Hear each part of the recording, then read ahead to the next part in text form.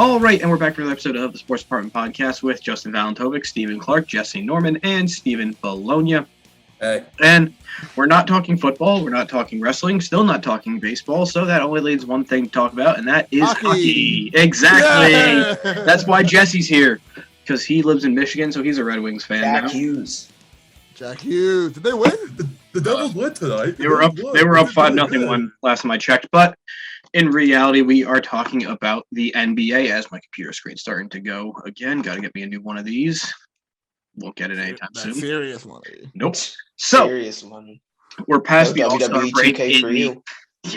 We're past the All-Star break in the NBA season, which means we're roughly halfway through. Probably not really, depending on how many. More than halfway. Yeah, it's like it's like the MLB where they say it's like halfway through, but it's not. But that's here nor there, and we're also past the trade deadline in the NBA. So we got a lot of news to talk about, mainly you three. I'm just gonna be throwing out topics there because NBA is not my forte, but we're here anyway. So before we get into all that, Jesse, guys, everybody, what's going on? Don't know why I named John Dresser specifically. So NBA is not your forte. Yes. But when your team beats one of ours, I'm all over it. NBA fan in the world. But how many times have my teams actually beat your teams this year? Twice for the Nets. I mean that no, we only beat them once. Yeah. No, I thought it was. Yeah, no, we beat them the first time. Yeah, that was my Eastern Conference Finals right there. None of y'all beat me. Yeah, I know. We know. Not yet, bro. Wait for tomorrow. Wait till tomorrow. Yeah. We play 2 times down the stretch, Clark, I think. Yeah, so that'll be interesting. Yeah. Important games. I'm good, Justin. Back to the original question. I'm great. I'm good. We're talking basketball, and Jesse and I have good teams. So Clark and I don't. Speak for yourself there. You have the 1 seed. Hey, man. So let's talk. Listen, yes. None of your teams had someone win an award on All-Star Weekend, right? Am I missing something?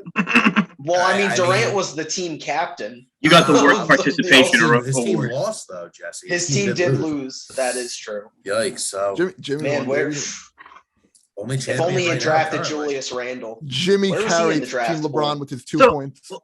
Let's talk about that briefly then.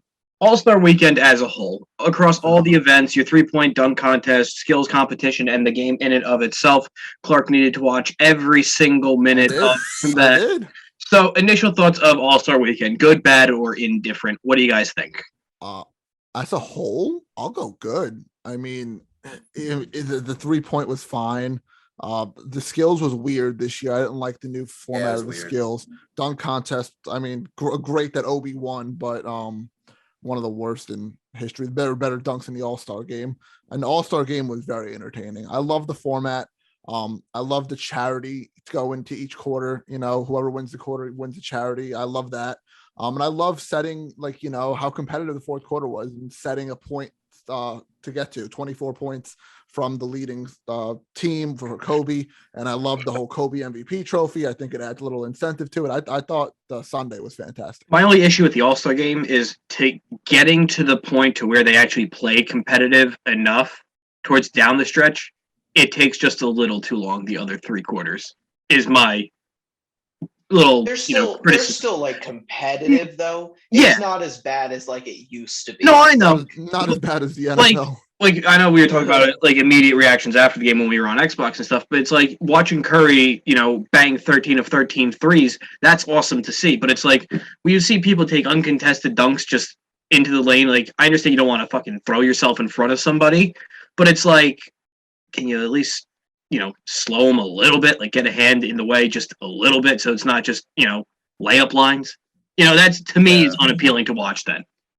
But the fourth quarter where they had hit the score limit, Clark, like you said, was great to watch. Like that was fun. It just too long to get. It just took too long to get there.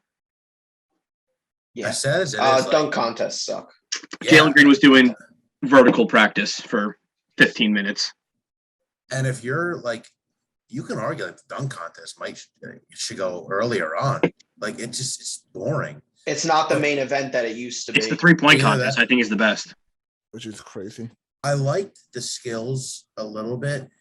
I like the hometown trio. That's cool. The group of rookies, but Giannis and Thanasis and Alex. That was dumb. That was weird. There's only one good basketball player in that trio. So, I don't know. Being But other honest. than that, it was pretty good. Cool. So let's go and talk about the rest of the NBA now. So favorite trade from trade line acquisition. Good, grammar there, Normie. On your Trade rundown. line acquisition. It's bullet points, Justin. Yeah. You don't have to read a word. Trade for it, deadline moves. We saw a few, of course, and the main one being Ben Simmons, Seth Curry, and Andre Drummond, right? Yes, two first rounders. To the Nets for James Harden. Oh boy. And Paul Millsap. Can't forget him. about Millsappy. So, initial thoughts on the trade, Jesse? Both teams, I think, got what they wanted.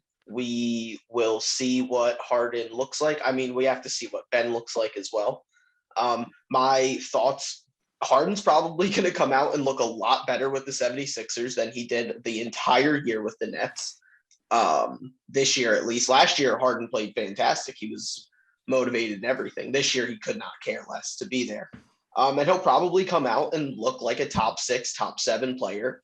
But the Nets had to move on from him. He did not want to be there. He said in the press conference that he always wanted to go to Philly. I don't know about that, considering the fact that he literally did say he chose Brooklyn in the introductory press conference.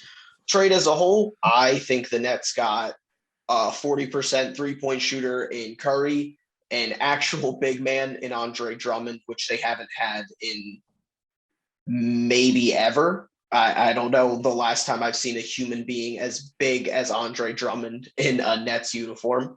And Simmons will have to see. I don't understand why, what is going to be taking him so long to be coming back. I understand he hasn't played an NBA game, but he's also 25 and should be in pretty good shape.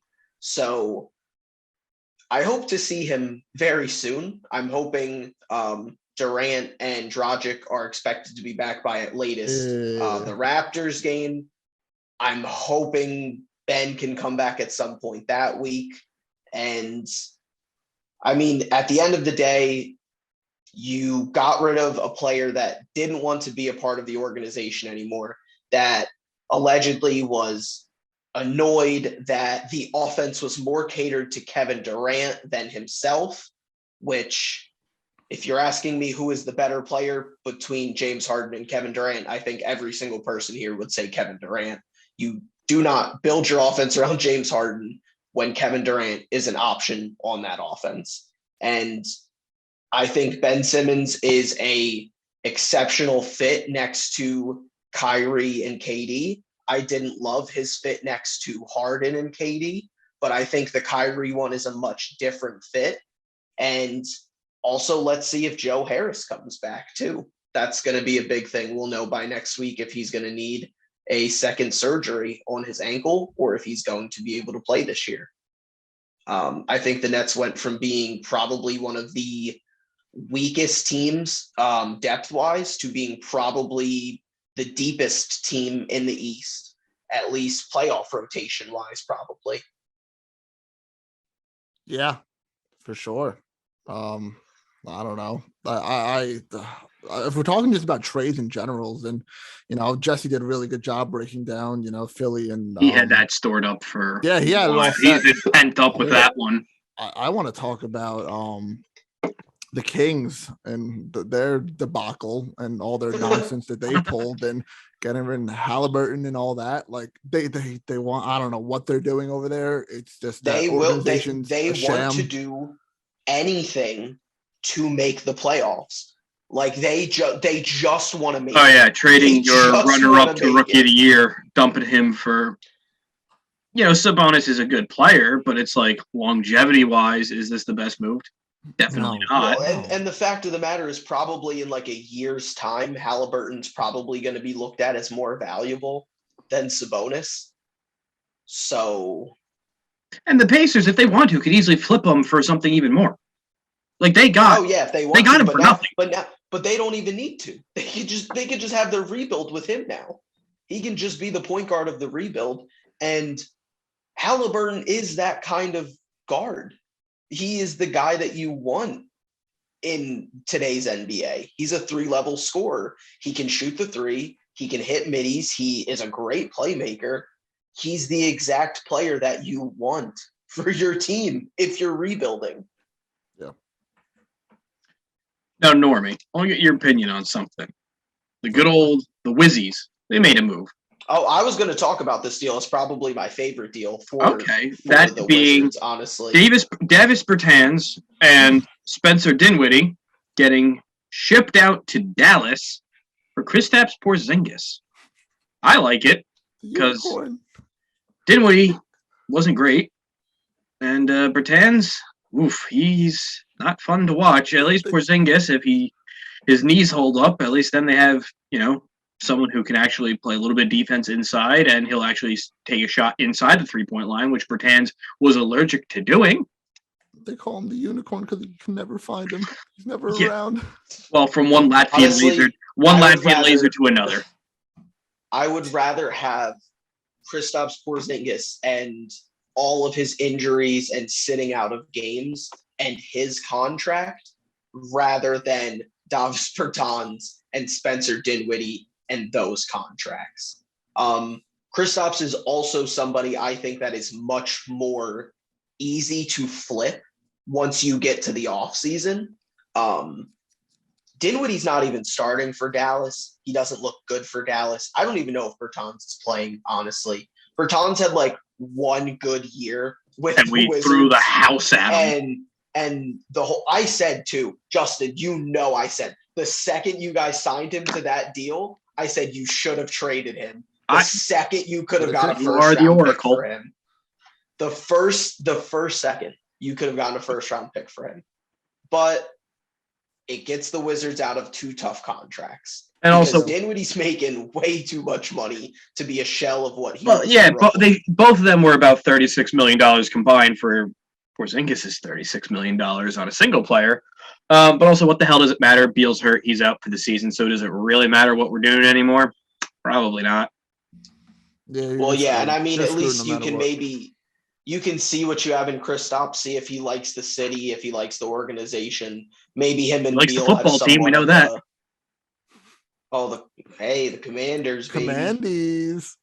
Dude, the guy hated New York City. He's not going to like Washington any better.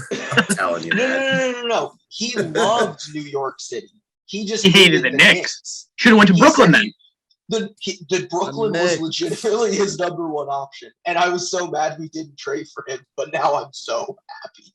But the Wizards, once again, who the hell's going to be playing point guard next year? They're like the Colts at this point with quarterbacks, a different one every single. Raul Neto. Justin told me he's a legit starting point guard. I said he's fine combined with whatever else, and with KCP, it'll get us through the season. I heard legit. No, I did not say that. What about your Knickerbockers over there, Steve? They do anything at the deadline? They didn't make a move.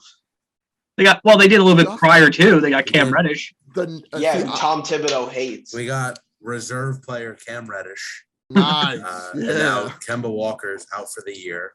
He's prepping for next year. Yeah, he's not even hurt. They're just not playing him. The Knicks are the Mets, and it's so funny. Mets. They're literally the same thing. They're Wilpon Mets. They're Wilpon Mets. They literally are, and it sucks. I know how it feels, Steve. I know how that feels from a baseball standpoint, but I'm sorry. Basketball, you've been one of the best representations in 20 years. Being a Yankee fan, it's so funny seeing this. Like you on the other side of being on a poverty team like this. It's annoying too because they came out and they were like, Kemba is not playing for the rest of the year, so you would think maybe you can develop quickly into potential starting guard. Nah, Alec Burks starting point guard. The guy's Thibodeau traded hates next year, playing young guys. I don't. He's coaching for his job. He's got to get done. Okay, but here's the problem with that, Justin. They're so bad that they just lost to the Nets with literally nobody. Cam Thomas beat them. We almost did too. I mean, so it would be one thing if they were still kind of competing. They're 4 games back from the play-in. Yes, they are behind the Wizards because I have this up right now.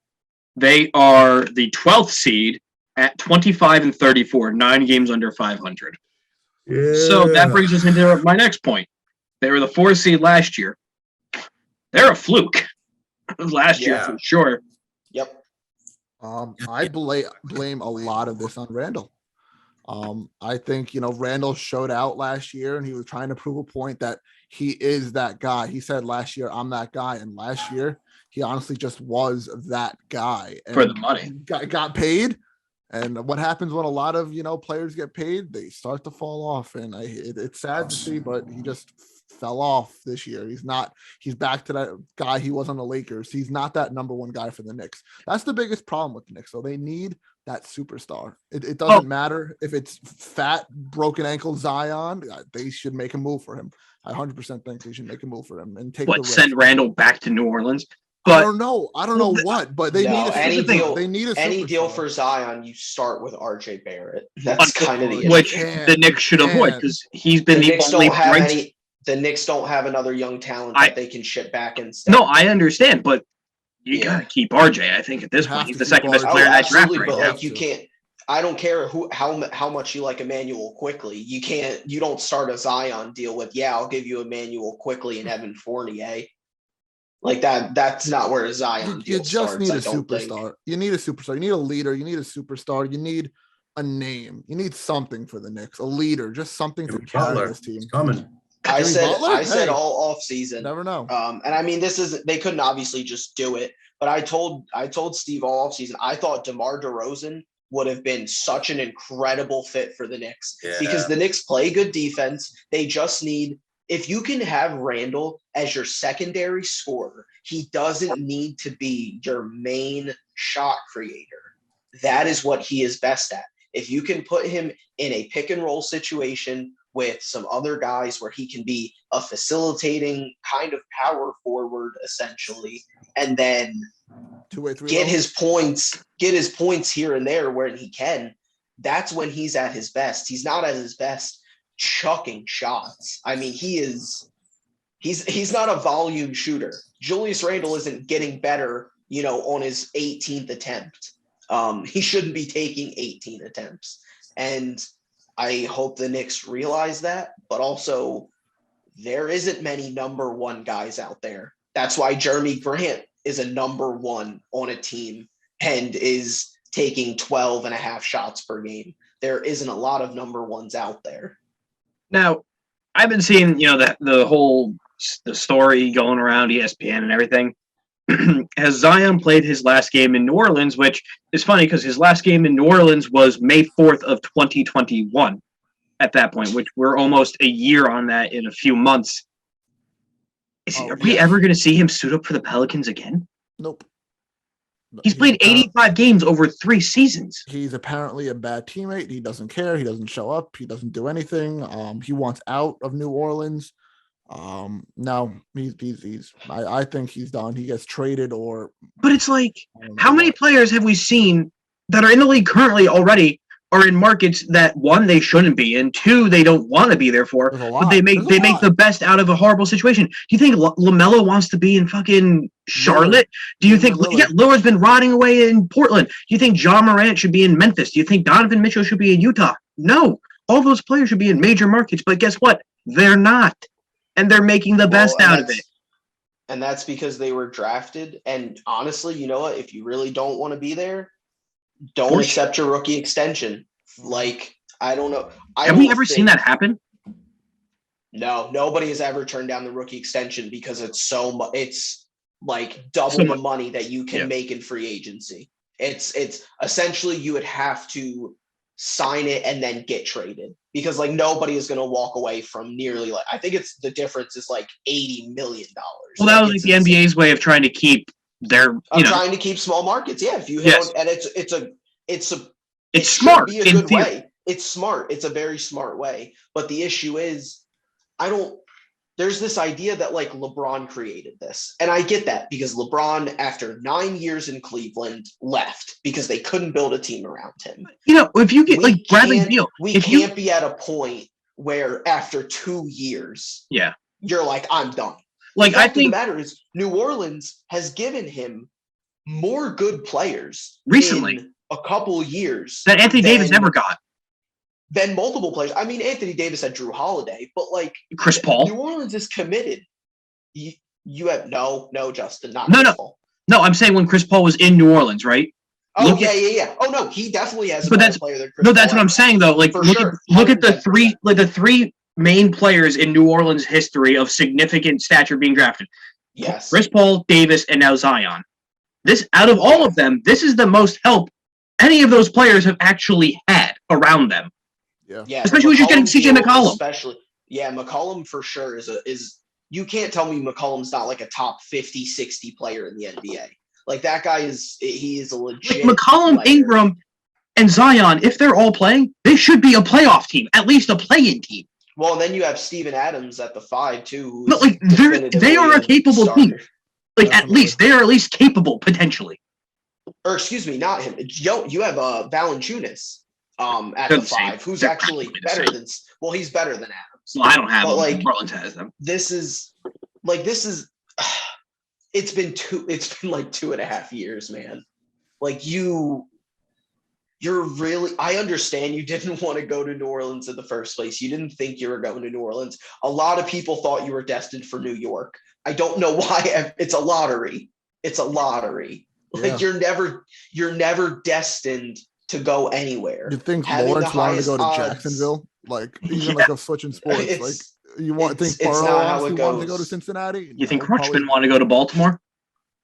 There you go. Well, and the fact of the matter is, like, they were in the lottery for a reason. They weren't a great team, but the Pelicans are a whole lot better. Like, the Pelicans have a better roster than the New York Knicks. If you are getting traded to the New York Knicks, like, what is better about that situation? Just being in New York. That's all it is. It's just being in New York. But it's like He wants to be a net. Let's be honest, right, Jesse? No, he's trying to get bought out and go to the Nets.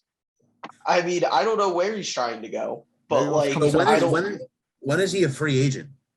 Zion? Well, I mean, technically, he wouldn't be for like 7 years because he has the 2-year team option and then the 5-year rookie max. Yeah, it's like MLB, like team control level.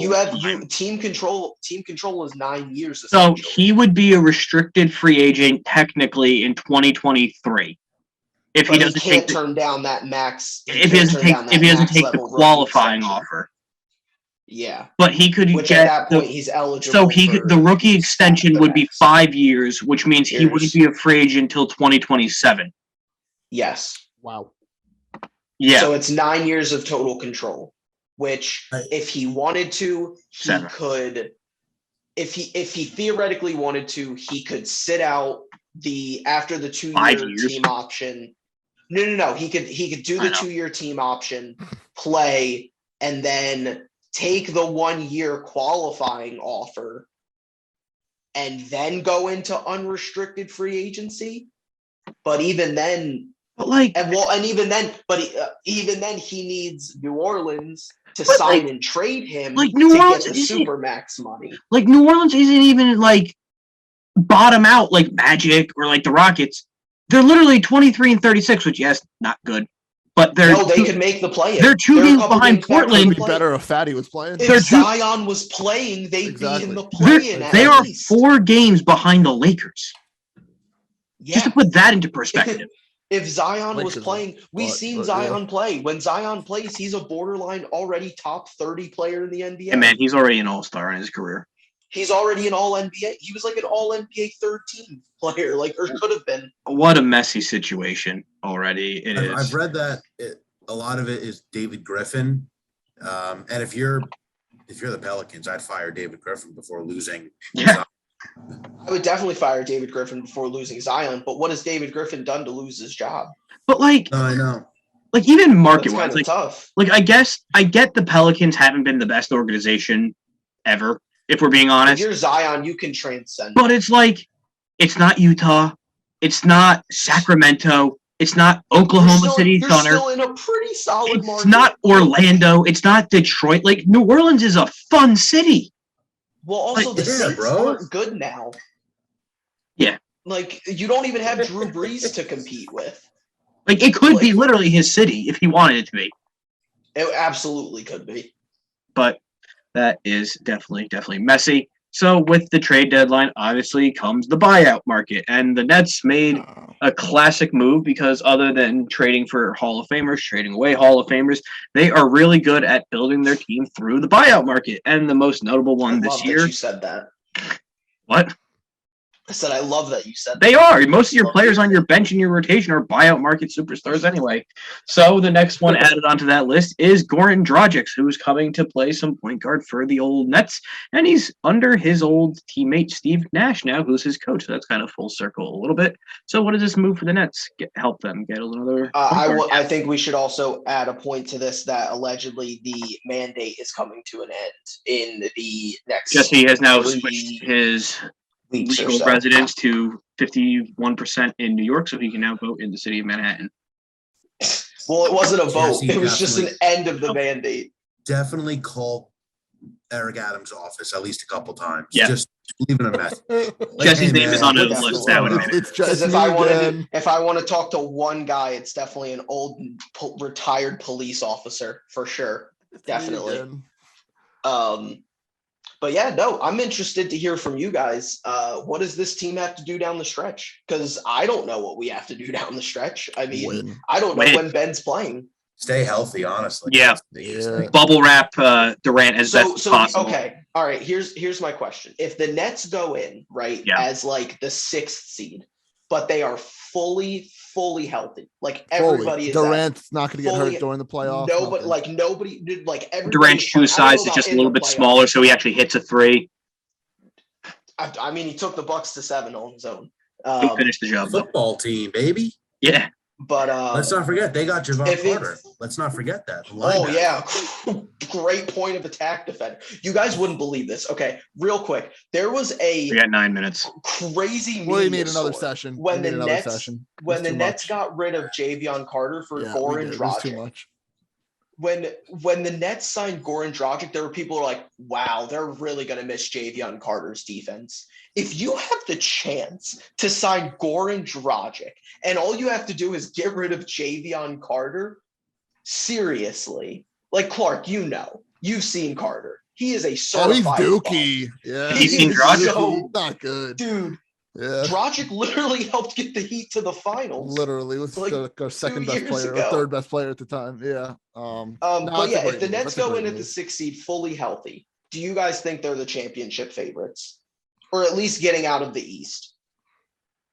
I think the Heat can still give them a run for their money. I think just our depth is just insane. Especially with Oladipo and Morris coming back, that definitely helps. Bulls, I don't know. I don't trust the Bulls in the playoffs here. I know they're legit. I know DeMar DeRozan's my MVP pick for right now. Bulls are still scary. The Bucks are still scary. Philly, you got to see how it works with Harden. James Harden, yeah. So there's still Simmons, maybe. It's very top heavy. The East. There's like five really really good teams, and then it falls off. So, and honestly, like I know Jesse is going to deny this, but the Celtics have been hot recently. Oh, they have. Oh no, they absolutely. It's all the Raptors. It's all their Raptors defense too. I was going to say the Raptors too. The East is very much. Here's the funny thing about the East, I think, is there's 2 teams that I think are built the same in the Heat and the Nets, where they're just like have so much depth. Like they can just play like 9-10 guys. Then you have the Bucks and the 76ers and the Bulls, who have like maybe at most 2 bench players. Like the 76ers legitimately don't have a backup guard. Their backup guard right now is on the Nets. Korkmaz or Georges Niang. Yeah. Well, even before that, they didn't have backup guards even before Harden. So, and the Bucks, do you know who like the Bucks backups are? Nobody does. Their best. They're literally they're running a rotation of about 7 players in the playoffs, and one of those players is Serge Ibaka, whose back could go out at any minute with nerve damage. I just think it's interesting that the Bucks and like the Sixers are just probably going to run like 6-7 man rotations, and the Nets and Heat are probably going to run out like 11. Well, I mean, Serge Ibaka sat out like 3 playoff series last. He's also old as shit. Year. Yeah, for sure, and he has a ton of wear and tear on his body. Yeah. So we're gonna take a short little break. When we come back, we'll wrap up the rest of this podcast, and then we'll be done with the NBA for probably until the playoffs. So we'll be right back.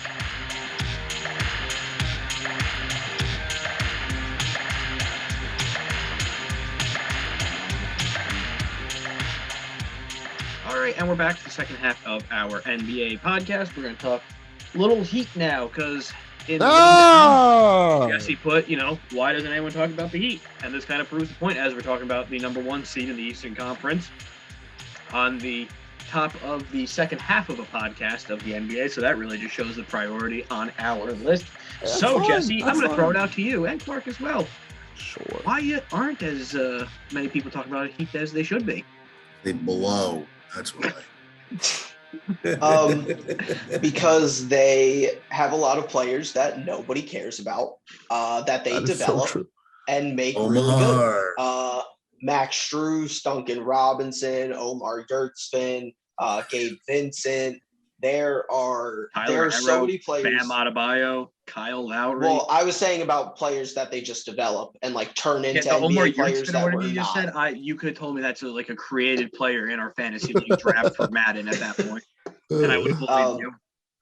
I mean, there's just a great coaching staff there. That's another thing. People, once you have a really, really good coaching staff that just consistently is always good and always finds players, develops players, people just stop caring and just stop talking about it. Just in general, the Heat, people talk about the Spurs and just consistency and being a well-run run organization for almost 30 years now. The Heat, almost throughout the entirety of Pat Riley being there, have been a well-run team, if we're being honest. And they, for the most part, very rarely have bottomed out. The only black eye on the resume is them not paying D-Wade to stay there, and he went out to Chicago. Yeah. And then he came back. Yeah, no, I know, but that's the only what the hell are you doing move. But other than that, the Heat have been literally a consistent team for 25 years now, almost, probably, let's say. Even to and actually, it was kind of great that Dwayne Wade went to Chicago, because that planted the Jimmy Butler. Yep.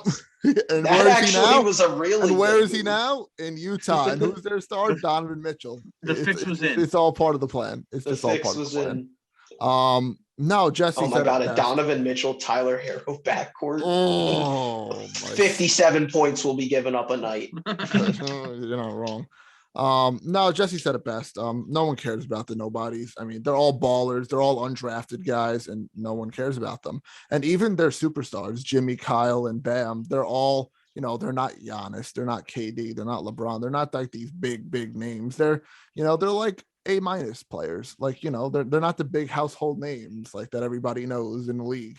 And they're second in the East now because the Bulls won tonight. But that doesn't matter. Well, we'll be back the first when we play the Knicks tomorrow, but that's okay.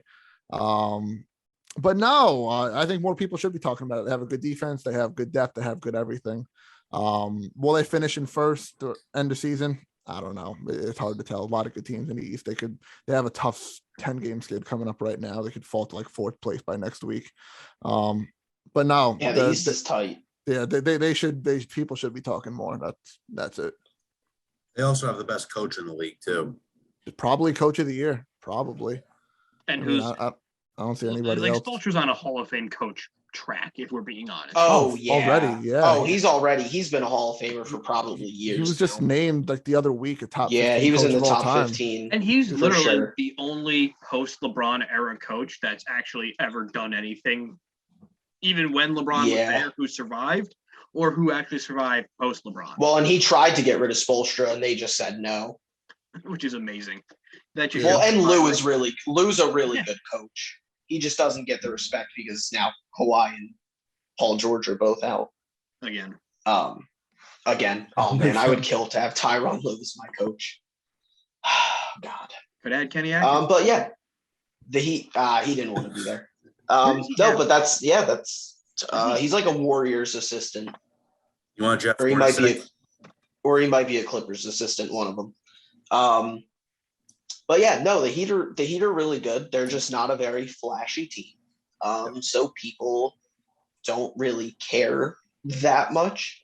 And yeah, I also think the playoffs last year left a really bad taste in people's mouth because the Bucks thoroughly destroyed us. ripped them, Yeah. thoroughly destroyed them. Yeah. But yeah, that's why nobody talks about the Miami Heat. Nice. They'll most likely be in the ECF, depending on who they have to go up against, of course. So you have to meet Brooklyn in what is that? The semifinals. More than likely. Yeah. Well, yeah, it's going to depend on where they fall. Well, honestly, it's depends on how many games Brooklyn wins and how many games. Like if Brooklyn ends up as like the 6th seed, if you're Miami, you probably want to be like the 4. Probably. Yeah. You Probably don't best. want to be the 1st seed because then you're going to draw them as the lowest possible person. But if the Nets somehow get all the way up to like 3, 4, you probably want to be the 1. So one team who we all thought, could be at least competitive this year and solid and not necessarily be one out of the West, but at least be, in consideration for it. It's would have been the LA Lakers, but they really aren't. And they've definitely been one of the most underwhelming and underperforming and disappointing teams this year, as they are the 9th seed in the West. Now, Russell Westbrook can't hit, anything. It seems that's not a layup, and Anthony Davis is out again with an ankle injury. So LeBron already seems like he's planning his next move of wherever his son goes, he'll go. So he's already putting an expiration date on his Laker tenure. Is this team falling apart faster than we thought? And also, how big of a disappointment is this team? Well, I mean, we should have seen the writing on the wall from the beginning of, how long was this going to last? They traded away all their assets. They gave everything up to get Anthony Davis. They got their championship. Great for them. They needed to continue to pay LeBron, continue to pay Anthony Davis. And in the NBA, once you are paying 2 to 3 guys, you pretty much can't pay anybody else unless you draft them. And they traded all their draft picks. But they got their championship. So congratulations. It was all worth it. Nice thing. You got your bubble ring. You're now bad. You really, really, really should have done the Buddy Hield deal. Anybody that actually watches basketball, I'm pretty sure all of us included, said that the Buddy Hield deal was way better for them. They would have kept KCP. They would have had flexibility. They would have had a better fit next to LeBron. At this point, you probably trade Westbrook in the offseason as an expiring contract. Well, you're not trading Westbrook as Westbrook anymore. No. You are trading him to a team that wants to get off of a bunch of money. Well, and they traded for Westbrook as they thought it was still, early Rockets post OKC Westbrook from the Wizards. I mean, well, here I don't want to rip Westbrook too much here, because in reality, if you look at his numbers, you look at what he's doing. This is what Russell Westbrook is. Like, this is what they should have expected from Russell Westbrook. If you look at the stats, it's not like a huge drop. It's quite literally the same. It's such in a big light being shined on it now that it's LeBron, it's the Lakers, it's the hype around that team. Everything's this just is being also magnified. a team that doesn't have any depth. They don't. I mean, they have a couple NBA players. They like LeBron Davis when he plays, but obviously he hasn't played much this year. Westbrook, Malik Monk, and then you're kind of grasping at straws to think of who their next best player is. Kendrick Nunn. Austin. He hasn't hasn't played. Austin Reeves. Austin Reeves. I mean, I'm pretty sure Avery Bradley is still giving them minutes. Yeah, he's still there. God. This is legend, that's what I'm Avery saying. Bradley. Just look at the roster. Look at this roster, and you're like, THT. wow. Just wait, Jess. THT. It's not constructed right, and maybe you can get past all of that if you have Anthony Davis for a full season. But you don't. And even when he has been playing, he hasn't necessarily looked great. Another team that I think that we should crap on, that I don't think has necessarily The Wizards. underperformed. I think they just greatly overperformed last year, and that's the Atlanta Hawks. Now, the Atlanta Hawks. Steve loves Trae Young. Everybody just thought that they were going to like get better and keep growing because they made the Eastern Conference Finals last year. When if you look closer now, I think we all established that the Knicks were a fluke. You took away Julius Randle as your primary scoring option, and he took himself away. That's they doubled him and everything, but I'm saying this season he and RJ Barrett wasn't the player this year last year that he was this year, at least grown into as a scoring option. So you look at that Knicks team and you're like, wow, that's kind of not a great win when you really like look at it. And then the 76ers imploded on themselves. And then you see them get to Milwaukee and they just kind of steamroll them. And everybody's like, oh, well, they're young. They're going to grow. They're going to grow together. And kind of everybody has hit a wall besides Trae Young. Every 3 months, it comes out that John Collins isn't happy, and then he denies it. And then everybody mocks trades for him, and then he doesn't get traded. And then, Bogdanovich wants to go off for a game, but absolutely play no defense. I mean, this is just a weird team. And they're, weirdly enough, too, their untouchables are Trae Young and Clint Capella. And it's like, why is Clint Capella an untouchable? It's a weird team, man. It's a weird team. And I think the Hawks were feeling themselves a lot last year, when in reality, a lot needed to break right. And you're probably happy that Milwaukee beat Brooklyn, because it would have looked even worse if Kevin Durant alone just went out and 5-game pieced you, probably by himself. Yikes. Which he would have done. Guess he calling his shots. So at least the Bucks were fully healthy. Yeah, that is true. So MVP race, it's always a good talking point. Who's your guys' MVP so far? Embiid or Jokic? Jokic. That was quick little. I said mine earlier. DeMar DeRozan. I mean, he's the one not being talked about like the Heat aren't being talked about. But he's carrying this Bulls consecutive 30-plus point games, whatever his streak is. He broke Wilt Chamberlain's record.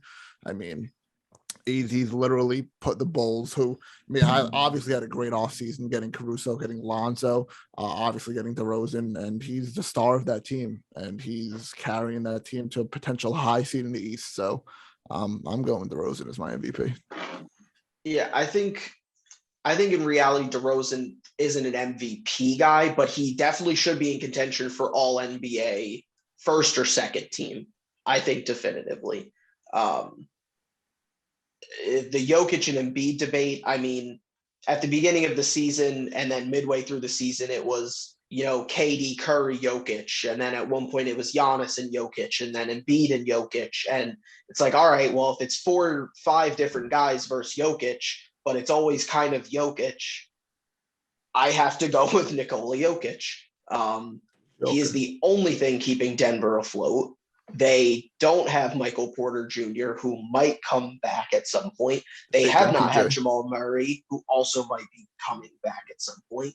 Legitimately, their second to third best players are probably Will Barton and Monte Morris. You can throw Bones Highland in there, the rookie. I mean, Jokic is carrying this team on Westbrook levels of the Oklahoma City run, but incredibly more efficiently. And I mean, he just does everything, man. Yeah. He does. He won the MVP last year, Jokic. He did win the MVP last year. Yeah. And I mean, he's arguably been better this year.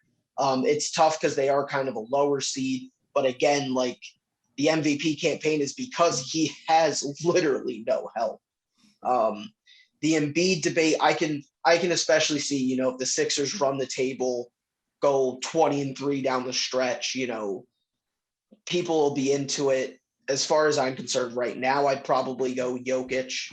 I think he's the safe bet. I don't think Giannis should just be discounted, though, too. A lot of people are already throwing Giannis out, but he's had a great season as well.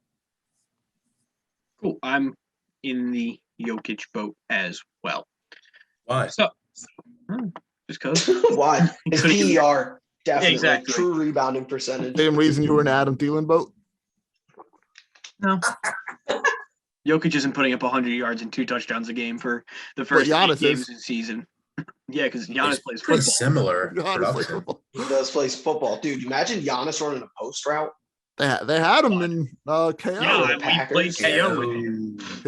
KO. Ugh, not fun at all. So we got the last 2 things to talk about. Who's your pick coming out of the East right now for the finals? After the Out of the midway East for the point. finals or just winning the East in general? Well, out of the East for the finals. Out of the winning East. Yeah, making it to the finals. Because I was going to pick the Celtics to be the Okay, one how seed this? going into Who's the your playoffs. Eastern Conference matchup? I've been saying it for since September. It's Nets Heat. It's I think it's Nets Heat if the seeds match up. I think so. If they avoid each other, yeah. Nets Sixers is possible too. I think. I'm going Nets Heat. So then, if it's Nets Heat, who do you have going to the finals then? Nets. Nets. I'm saying Heat, baby. I'm not going to go against my team.